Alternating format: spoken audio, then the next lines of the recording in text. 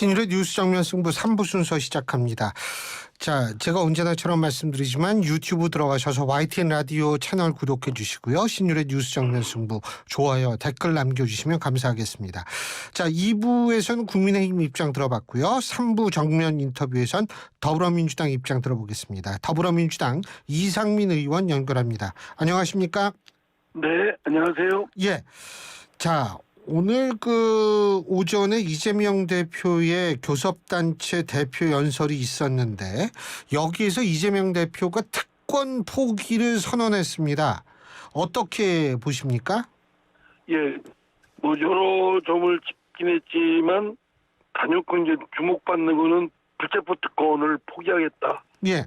한 건데요. 저는 매우 잘한 결정이라고 생각합니다. 물론 이걸 좀 더 일찍 했으면 하는 아쉬움은 있지만 어쨌든 지금이라도 자신의 사법적 의혹과 관련된 불체포 특권을 포기함으로써 사실은 그동안 이재명 대표 본인 자신도 또 민주당도 지난 대선 과정에 여러 차례에 걸쳐서 대국민 공약을 했거든요.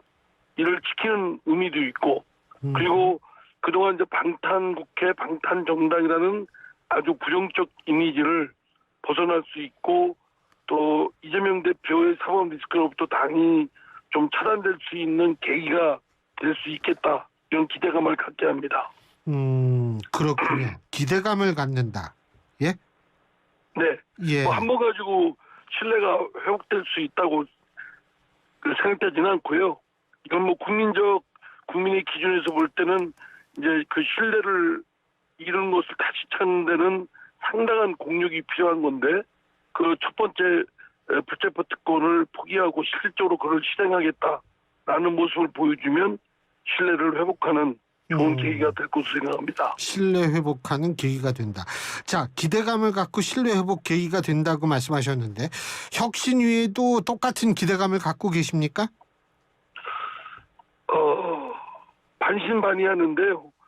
여전히 이재명 대표가 퇴진하지 않은 상태에서 그 영향력이 여전히 잔존하고 있는데 그 혁신위의 공간이 얼마나 될까 이런 의문점을 갖게 합니다. 그러나 뭐 어쨌든 당 지도부가 혁신위를 구성을 이제 한다고 하고 가동을 한다니까 일단 뭐 이재명 대표의 퇴진을 그동안 주장했던 저도 이번 교수단체 연설에서 이재명 대표 자신이 불체포 특권을 포기하겠다고 했고 또 혁신위에서도 여러 방안이 나오겠습니다만 저는 기본적으로 이제 우리 당의 혁신위에서 할 것은 뭐 당내의 개별적인 뭐 이런저런 그런 제도 개선은 보다는 우리 당이 갖고 있는 거대 정당으로서의 기득권을 포기하는 것이 더 중요하다고 생각됩니다. 그거는 이제 선거구제 개편인데요. 그런 정도의 용기와 배포가 있을지 이거는 좀 지켜볼 생각입니다. 용기와 배포. 그러니까 지금 혁신위원장을 말씀하시는 것 같은데 혁신위원장 인선은 잘한 거라고 보십니까? 저는 뭐 그분에 대해서는 전혀 잘 모르는 분이고 예. 또 그분의 개별적인 인물평을 하기에는 뭐 아무런 정보가 없습니다. 다만 이제 아까도 말씀드렸지만 이재명 대표의 영향력이 워낙 우리 당에서는 강하기 때문에 또 지난번 전당대회에서도 78%라는 압도적 지지로 선출되었고 또 뭐 대선 후보에도 어쨌든 여러 정치인들 중에 1위를 달리고 있고 그리고 당내에서도 강력한 팬덤 또는 뭐 지지자들에 의해서 지지를 받고 있기 때문에 오히려 이재명의 역설이라고 할 정도로 당내의 공론화, 당내 민주주의가 상당히 매우 제약돼 있거든요. 그래서 저는 이제 퇴진을 주장해왔던 것인데 어쨌든 혁신위에서 그러한 이재명 대표의 영향력을 극복하고 혁신위가 제대로 된 정치 개혁에 앞장설 수 있다면 좋겠습니다. 예. 물론 뭐 여러 가지 고려가 있었겠습니다만 이재명 대표도 나름대로 이유가 있어서 사실상 정치적 경험이 많다라고 볼 수 없는 김은경 교수를 혁신위원장으로 모신 거 아니겠어요? 그게 정치적 경험이라는 것이 경륜도 될 수 있고 또 지혜가 축적된 식견일 수도 있는데 뭐 어느 조직이고 간에 그에 대한 경험이 축적되어 있는 것이 보다 좀 안정적이고, 그리고 그런 여러 가지 정밀한 그런 개혁을 혁신을 프로그램을 만들고 실행하는 데 있어서 좀 더 그 세밀하게 전략적으로 잘 할 수 있지 않을까, 이런 것도 있는데요. 뭐 정치에 대한 무경험, 이게 과연 강점일까 좀 싶습니다. 조금만 더 설명해 주시면.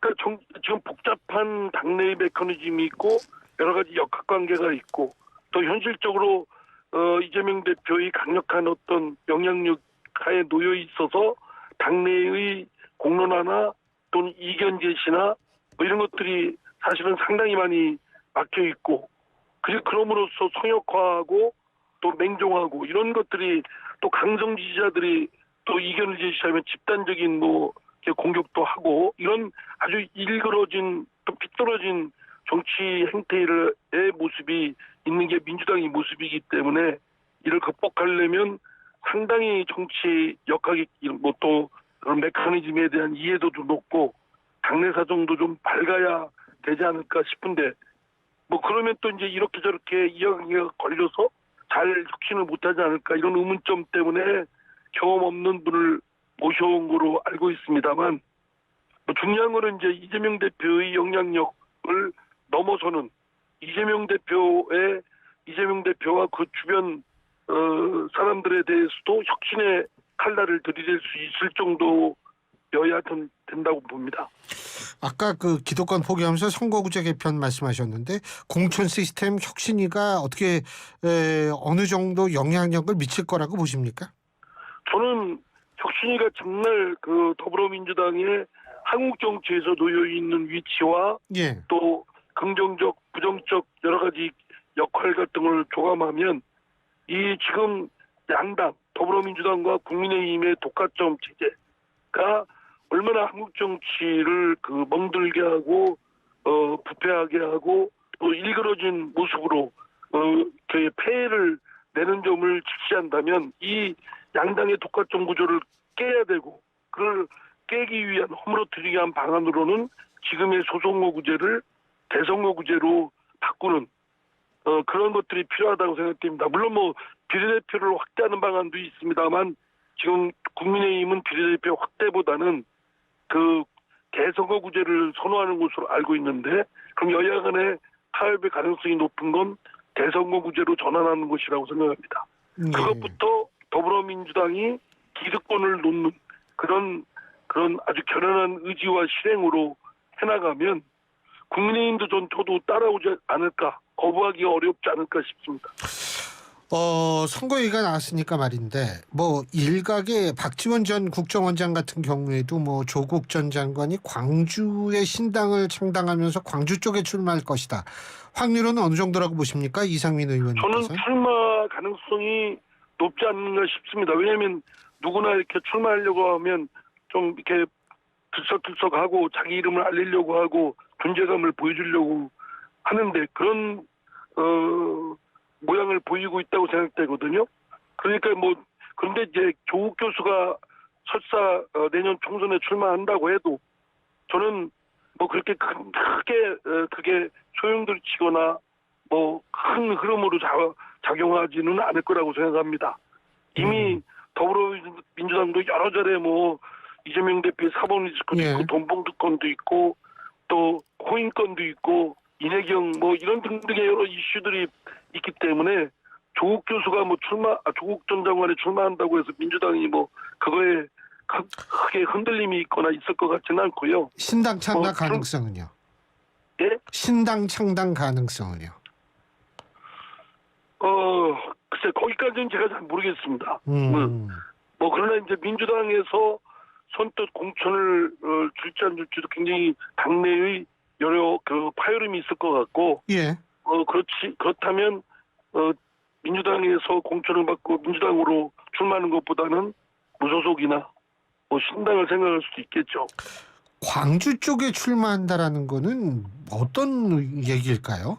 아무래도 이제 지금 소위 그 야당의 본거지는 지역적으로는 그 광주 전남이 있지 않겠습니까? 예. 이제 그런 또 그 조국 전 장관이 또 영남 출신이고 그래서 이제 그런 정치적 상징성으로 그렇지 않을까 싶은데 그건 뭐 박지원 전 원장으로부터 전원에 듣는 얘기이기 때문에 그건 잘 모르겠습니다. 개인적으로 확률은 어느 정도라고 보세요? 광주 쪽에 출마할 확률. 저는 그것도 한 조국 전 장관이 생각해 볼 수 있는 방안이라고 생각됩니다. 왜냐하면 그 조국 전 장관에 대한 예. 일정한 그 지지자들이 또 있거든요. 예. 그런 분들이 광주 쪽에 만약에 있다고 한다면 또 승산이 있다고 생각되니까 그 가능성이 있다고 생각됩니다. 근데 뭐 가능성이 어느 정도일지는 제가 감히 뭐 잘 모르겠습니다. 예, 알겠습니다. 자, 그리고 이제 이게 조금 다른데 지금 수능 관련 문제가 굉장히 뜨거운 감자 아니에요? 그죠? 네네. 근데 뭐 이 지금 담당 국장도 경질이 됐고 오늘 이 이주호 장관도 뭐 그 경고를 받았다고 뭐 그런 얘기가 있더라고요. 그리고 오늘 또 수능 평가원장 이규민 평가원장이 전격적으로 사임하고 이렇게 됐는데 이런 거를 어떻게 보세요? 저는 국정이 너무 이게 불안정하고 좀 쓸데없이 이렇게 요동을 치게 만들고 있다. 그런 점에서 그 윤석열 대통령의 대통령으로서의 리더십에 좀 자꾸 그 서툰 모습을 보여주고 있다고 생각됩니다. 지금 윤석열 정부가 출범한 지 지금 1년 됐는데 이런 그 대입시 문제는 굉장히 예민하고 여러 학생들 또 수험생 부모들이 아주 예민하게 바라보는데 지금 불과 뭐 몇 개월 남겨놓지 않고 지금 그 문제를 대통령이 직접 구체적으로 거론했습니다. 그렇기 때문에 그런 거론으로부터 비롯돼서 지금 동요하는데 그 책임을 뭐 이주호 장관이나 또는 담당 국장이나 또 평가원장한테 넘기는 거는 매우 잘못된 것이고 설사 그렇다 하더라도 그분들을 막 경질하고 뭐 이렇게 징계를 하고 함으로써 바라보는 수험생들이나 또 부모들은 상당히 불안하거든요. 저도 지금 그 막내딸이 고3인데요. 아니 도대체 학부형이시네요. 네, 학부모입니다. 아니 그게 좀 정부에서 하는 것이 매우 못마땅하고 미덥지 않습니다. 예. 그러면은 뭐 좀 불안하세요? 아니 그러니까 뭐 그냥 어리둥절하고 그렇다고 저희들이 뭐 어떻게 나서서 이렇게 할 수 있는 입장이 아니니까 부모이나 학부모나 수험생 입장에서는 그냥 바라보고 있는데 아이 뭐지?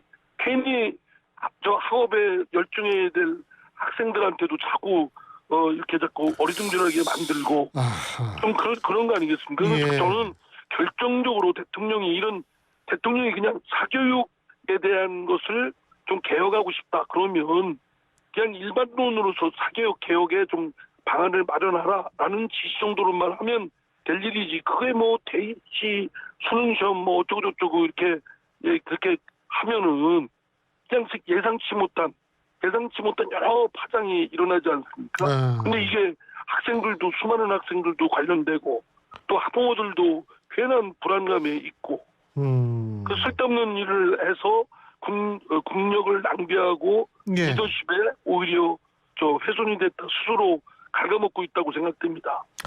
알겠습니다. 자, 그리고 이 민주당에서는 지금 오염수를 핵폐수라고 부르면서 이제 여론몰이에 나섰다라는 분석이 있는데 어떻게 보십니까? 저는 이제 국민들께서 이 후쿠시마 오염수에 대해 방사능 오염수에 대해서 불안하게 생각하는 건 다 거의 비슷할 겁니다. 근데 이제 정부가 이에 대해서 해소하려면 한두 번 뭐 설명 가지고 되는 것도 아니고 그 과정을 아주 투명하게 또 있는 그대로 해야 되는데 그 과정이 별로 투명하지도 않고 지난번 시찰단도 갔다 와서 뭐 일부는 밝혔지만 일부는 뭐 분석 중이다. 그리고 나서는 강간무소식이거든요. 네, 그런 걸 볼 때 그 윤석열 정부 측에서 하는 것이 오히려 국민들의 불안감을 자꾸 내는데 예. 이런 야당의 무슨 이 후쿠시마 오염수에 대한 거부 운동하는 거를 정치적인 것으로만 탓하고 몰아붙이지 말고 예. 야당은 국민들이 건강, 생명에 그 위해를 줄 수 있는 가능성이 있다고 한다면 그 우려를 대변해야 되는 건 마땅히 해야 될 일이라고 생각합니다. 그렇기 때문에 예. 이를 잠재울 수 있는 건 그냥 야당하고 싸울 생각하지 마시고요. 예. 소상히 국민들께 설명하고 브리핑하고 만약에 조금이라도 국민의 건강에 위해가 있을 수 있는 가능성이 있다고 한다면 강력하게 일본 정부 측에 얘기를 해야 된다고 생각합니다. 예. 근데요, 이번에 민주당 의원들 중국 갔을 때도 의원 외교라든지 국익을 위해서 갔다 이런 얘기들은 많이 하지 않습니까?